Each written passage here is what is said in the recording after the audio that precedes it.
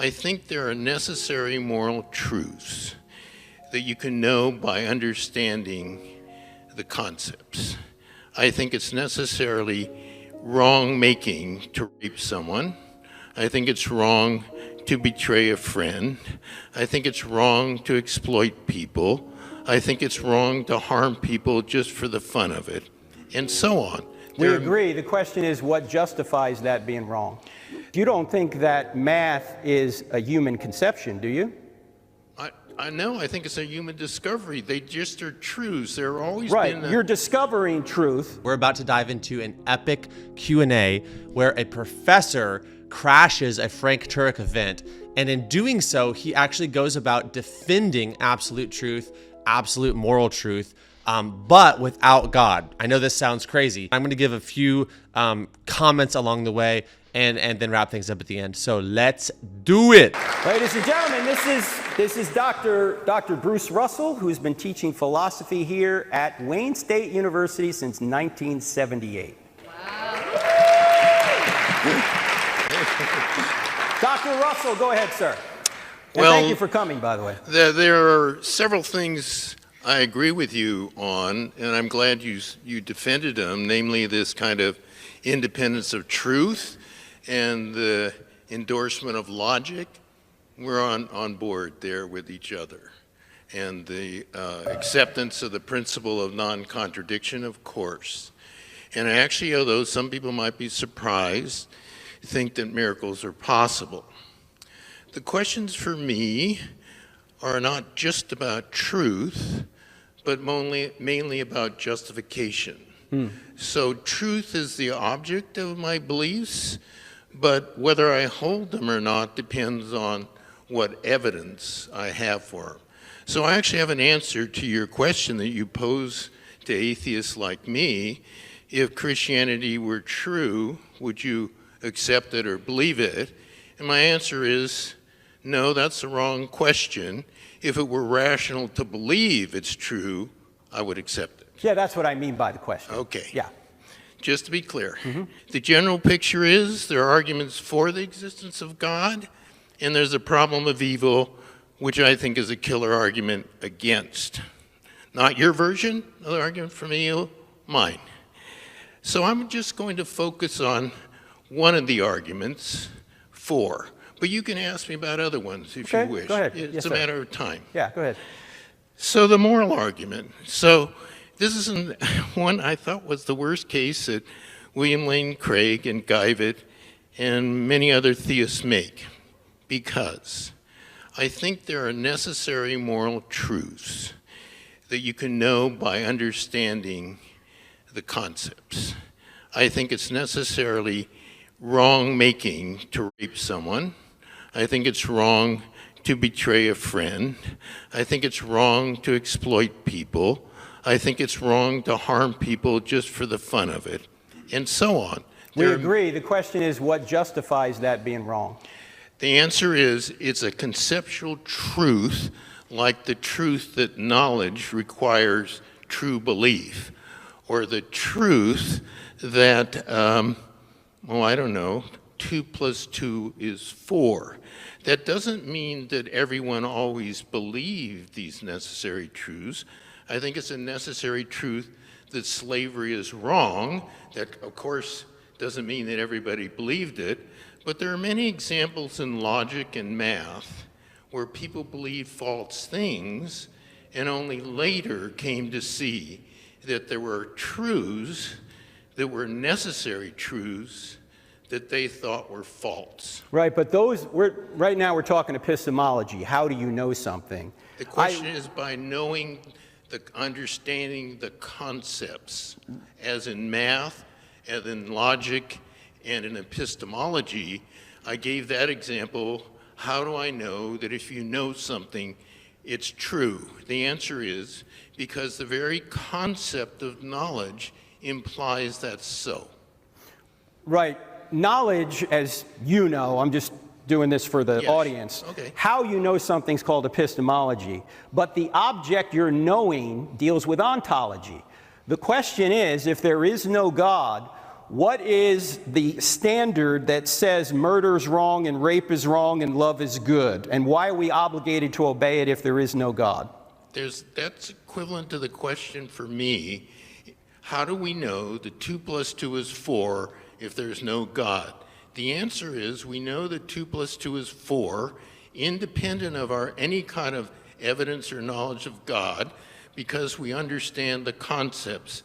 And though morality is not about numbers, it's about wrongness. And there are certain concepts that are linked necessarily to wrongness, like rape and exploitation, and the list I partly went through. Right. The question is, why is it wrong to rape or murder if there is no God, there is no purpose to life, and we're just overgrown germs? We're just, as someone said, we're either God imagers or we're clever, murderous monkeys fighting for control over the banana supply.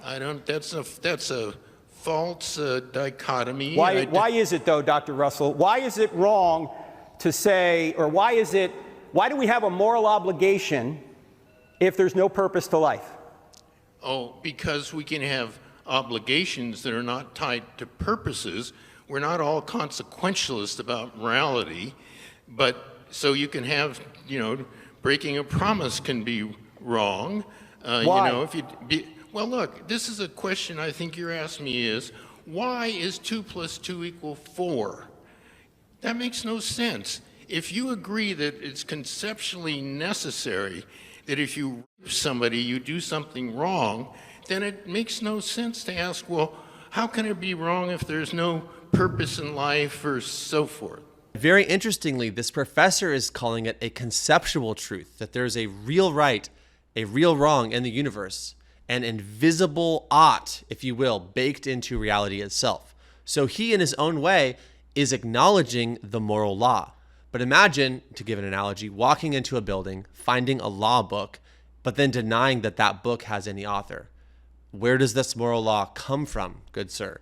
Christians see that there is really a moral law, then there must be a moral law giver, that morality is rooted in God's holy nature. Without God, without some original source, some primary thing, a explanation for the moral law, how could we have absolutes? How could they exist? How could you derive 1 inch of ought from a billion miles of is? You're going to see this kind of play out in a second. Now, as a quick side note, it's also important to be aware of how objective morality ties into the so-called problem of evil. C.S. Lewis said it best, in my opinion, when he said, my argument against God was that the universe seemed so cruel and unjust. But how had I got this idea of just and unjust? A man does not call a line crooked unless he has an idea of a straight line. Okay, well, first of all, you might be surprised, maybe not to learn, that I believe math is grounded in the nature of God as well. Because you don't think that math is a human conception, do you? I know, I think it's a human discovery. They just are truths. There are always right, been you're discovering truth.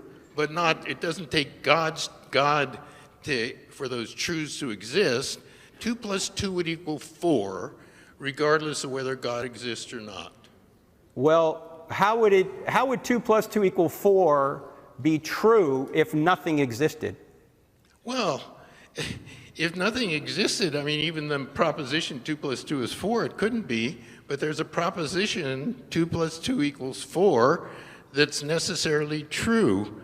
And so there are propositions as well as lecterns and microphones and professors. Okay, but my contention is nothing would exist unless God existed. As Leibniz said, if there is no God, why is there something rather than nothing at all? And I think math is actually an argument for a mind, and the idea that our universe is mathematically describable, I think, points back to a mind who created and sustains this universe. Well, you assume that things, there must be some reason for things to exist, but there needn't be reasons for necessary truths to exist. Certainly there needn't be the reasons you cite, namely that life has to have some other lively purpose in life, that those truths could exist. Why do they exist? Because they're necessary truths. That's the necessary. nature of it. Why is anything necessary if there is no God?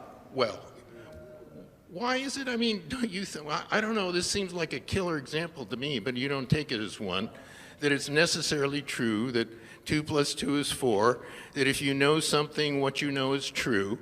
That it's wrong to rape people. It's wrong to exploit I them. agree with all that. I agree with you, and I are on the same page, Dr. Russell, that all those things are true. My question is true. what grounds those truths? Because you're not a materialist, are you? RAPE really is bad. But if that's true, then there really is a good. And if there really is a good and an evil, and we can distinguish between these two things in a sensible manner according to the moral law, then there is also a moral lawgiver responsible for that moral law. Or again, we're left with that authorless book hovering plainly in mid-sight, which hopefully, obviously, is absurd. Let's keep going. You're not a materialist, are you? No. Okay, so how do you ground immaterial reality? Why is there something rather than nothing, do you mean? No, immaterial reality. How do you ground the laws of logic, the laws of mathematics, the laws of morality, if there's no God?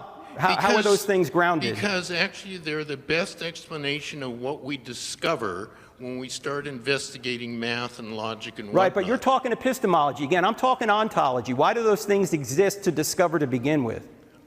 Okay. I'm giving you a reason to believe why they exist. I thought you were asking me for that. Why we should believe they exist is because they best explain our discoveries when we start doing math and logic. And all you're giving are evidential arguments. Every one of your arguments doesn't guarantee truth.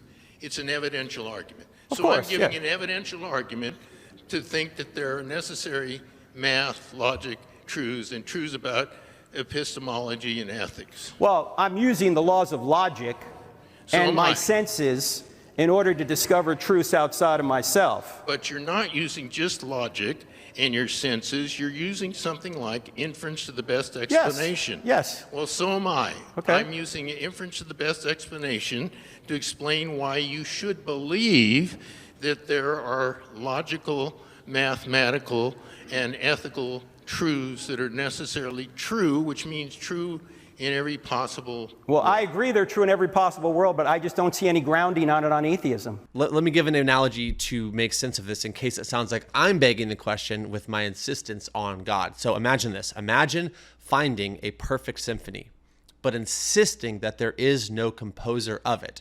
You open the sheet music and begin to understand the meaning of the notes. You begin to learn how to play them. And as you play the notes on the piano, you hear what is ringing out is Clair de Lune. You flip to the next page and begin to play those notes, and you hear a perfect Beethoven's Fifth Symphony. You turn the page again, and again, another masterpiece. At what point are you going to consider that there just might be some intentionality behind the arrangement of the notes on the page? This is the same realization that mathematicians come to as they discover the brilliance of the mind of God. G.H. Hardy stated that beauty is the first test. There's no permanent place in the world for ugly mathematics, he said. Even Bertrand Russell, the famous atheist, admitted that mathematics possess a supreme beauty, a cold beauty that is austere like a sculpture.